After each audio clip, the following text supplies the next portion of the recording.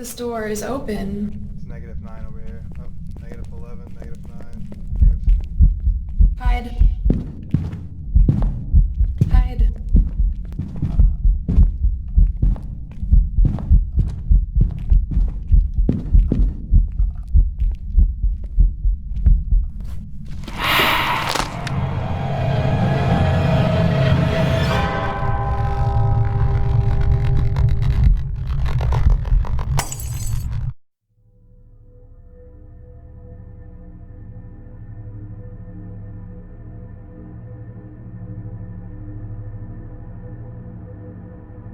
Welcome guys to the channel. This is the first early access review. It's going to be a series of early access reviews that we do on a weekly basis.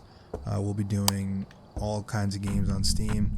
I thought with October in full swing, Halloween right around the corner, and Phasmophobia so popular, I would do the video on Phasmophobia this week. So without further ado, let's get into it. Phasmophobia. So the premise of Phasmophobia is that you're a paranormal investigator and your main job is to investigate locations as a part of an advanced team that determines what type of ghost is haunting a location by gathering specific pieces of evidence using various paranormal investigation tools and techniques.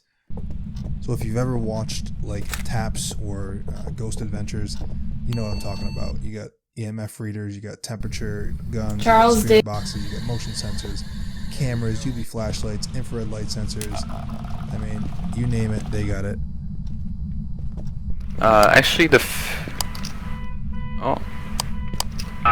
is going off in the garage. We're gonna quickly go have a look and see what's going on.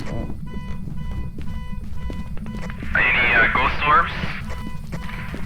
Nothing yet. I could see the car going in the garage, but I didn't see any orbs or anything in there. And also because ghosts are violent in this game and hunt players on the map, there are also some other tools that are available. Like think of like crucifixes, smudge sticks, salt, sanity pills to keep your sanity level up, which is a cool game mechanic they have in there. So as a player, your objective is to use these various tools to collect 3 specific pieces of evidence to determine what type of ghost you've encountered. It's a simple gameplay loop, but it's a blast, especially playing with friends. In terms of actual gameplay, the game always starts with your team in a truck trailer with all of the equipment that you brought along with you.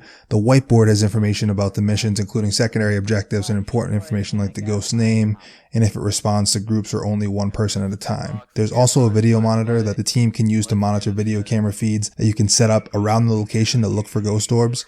Also, there's a layout map of the location that also shows your camera positions and highlights the active camera feed, as well as 2 monitors showing activity level and team sanity. Each player can carry 3 pieces of equipment, including the one essential piece of gear, which is a flashlight. So the game has 3 difficulty tiers: amateur, intermediate, and professional. On amateur difficulty, the team has 5 minutes to enter the location and determine the ghost's central location. This is done using the various tools I mentioned previously. Teammates quickly scour the area looking for drops in temperature or EMF spikes, listening for footsteps, or keeping an eye out for doors opening, lights turning on and off by themselves, phones ringing, or unexplained footsteps. As you explore the location, your sanity meter slowly drops the longer you're in the darkness and inside the location. Once sanity reaches a low threshold, the frequency of hunting increases. So after the 5-minute grace period, the ghost will begin hunting the team. And this is something that's really interesting about this game. The flashlights will begin to flicker and you'll hear footsteps, and there'll be the inevitable scramble to get into a room or to hide from the ghost as quickly as possible, else you get killed by the ghost. All of this is really fun and makes for some amazing and intense gaming moments. On intermediate difficulty, the team has only 2 minutes for a grace period, and sanity drops at a faster rate. Ghosts tend to be more aggressive and harder to pin down in terms of location and clues, but with higher difficulty, you earn more money and XP. Got me! Professional difficulty is the preferred difficulty level of most seasoned players. At this level, you have no grace period. Ghosts are much harder to track down, but much more aggressive overall, and sanity drops double in speed. At this level, you get huge bonuses in terms of money and XP. You can use the cash you earn from missions to purchase more equipment.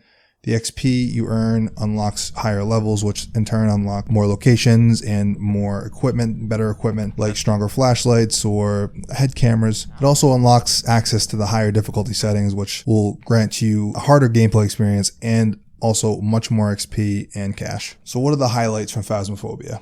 Well, first of all, the gameplay is addicting. The way this game plays, I mean, it's no wonder. It's absolutely destined for multiplayer greatness. There is nothing else that exists that offers you the kind of immersive, team-driven horror puzzle experience as Phasmophobia does. This is why it's rocketed to fame and is at the top of the Steam top sellers list currently. All aspects of this game that can contribute to that immersive effect. One of them is graphics. So graphically, it's not the best, but it's very good. I mean, it's decent in most aspects. And one of the aspects that it's really good in is the environmental art. I mean, the environments are really well done. They're highly detailed.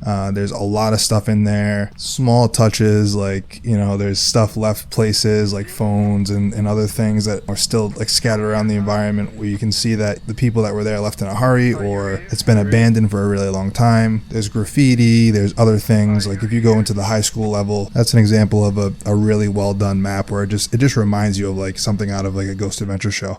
Also, the gadgets that are in the game look great. I mean, they really look like the real thing. Holding a temp gun or an EMF reader or a motion sensor, you feel like you're actually holding one of those things and you're actually using it. Going along with that, the audio is also another piece that's absolutely fantastic. I mean, if you listen to this clip. Are you there?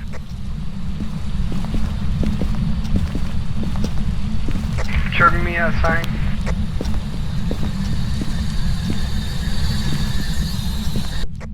Anybody gotten temperature readings? It's just eerie, foreboding, and superb horror game audio. The creaking, the footsteps, and the various other sound effects are crisp and sound true to the locations that they're inhabiting. The character models, specifically the ghosts, I thought they were great overall. They look terrifying and they give you a scare the first time and the 10th time you see them. Another piece of the immersion is the built-in team framework. You can hunt ghosts on your own, but you really need a team. When you're on a good team, you can spend hours on this game and not even realize it. Other aspects that really help with the immersion that I think are amazing, personally, the dual channel chat feature. So awesome. I mean, I don't know exactly why this gets me so excited, but I love the idea of being able to quietly whisper something to my teammate when we're being hunted inside a location and also be able to spread out on a map and communicate via the walkie channel. And hearing that sound like you're talking over a walkie-talkie versus, you know, hearing your teammate who's right next to you, it just makes the game so much more realistic. Also, the actual use of spirit boxes to try to speak with spirits and taunt them with your own voice is genius. I mean, you can literally walk around with a spirit box and try to talk with ghosts. Again, these things make the game superb and make you feel like you're on an actual investigation. All that being said, I just want to remind everybody that this is an early access title, and so there are issues and plenty of them. There is a ton of jank in this game that needs to be ironed out. I mean, lots of glitching through things, semi-unresponsive controls, and strange glitches. I feel like these things are certainly worth mentioning, even in an early access preliminary review, especially when the game is being sold to consumers. In some cases, these things can be game-breaking and make the game literally unplayable, but that's not the case here. I have over 10 hours logged on this title as of this review, and I've had a blast. Not once has jankiness taken away from my experience. Of course, there are a few things I'd like to see improved. My biggest complaint is the multiplayer features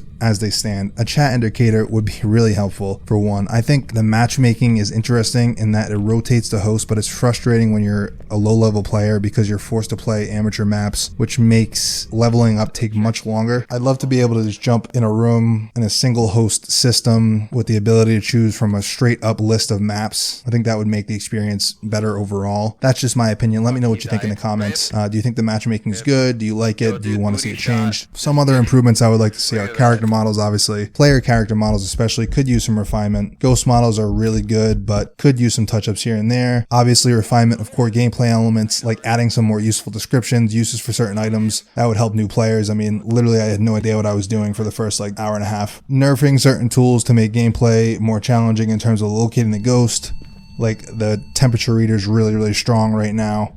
I know they are working on that as well. Refining the AI system to make ghosts more challenging and adding levels and equipment to keep the game fresh. Thankfully, these are all things that are being actively worked on, and the developer keeps an active Discord server and Trello project page so you can check out exactly what's going on and where they are in development. So Phasmophobia is currently enjoying quite a run in terms of popularity and the sheer increase in player base. When you look at the experience that is being created here and the fact that the core gameplay is already so good, it's quite the achievement. Consider the fact this title is being developed by one person, and the magnitude of the success of the title can't be understated, both in quality of the gameplay and the popularity of the title. Of course, time will tell how this early access game fares, if it stays popular, if it doesn't, but it does seem likely that we are well on our way to a fantastic finished product. Phasmophobia gets a rock solid recommend at $13.99. It is well worth the money.